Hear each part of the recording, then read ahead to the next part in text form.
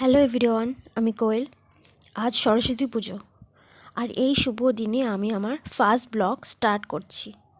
তো তোমরা দেখতে পাচ্ছ এখানে আমি নীল রঙের শাড়ি পরেছি এবং সবুজ রঙের ব্লাউজ কম্বিনেশন করেই পরেছি, যেহেতু শাড়িটার পাড়টা হচ্ছে সবুজ, তাই আমি সেই কম্বিনেশন করেই ব্লাউজটা নিয়েছি।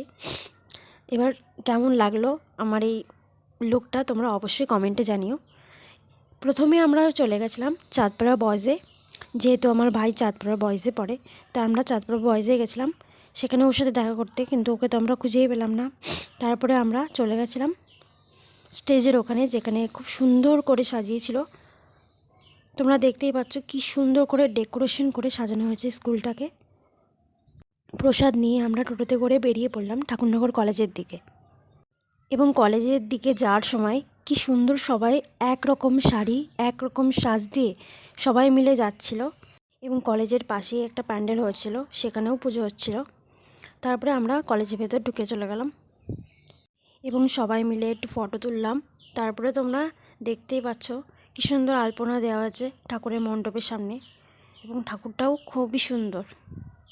তারপরে আমরা কলেজ থেকে বেরিয়ে দেখলাম লাইন দেওয়া হচ্ছে পুজোর প্রসাদের জন্য। তো আমরা ভাবলাম যখন এত দূর এসে গেছি পুজোর প্রসাদটা নিয়েও যাই। তা আমরা পুজোর প্রসাদ সবাই মিলে খেয়ে তারপরে আমরা টোটোতে করে আবার বাড়ির দিকে রওনা দিলাম।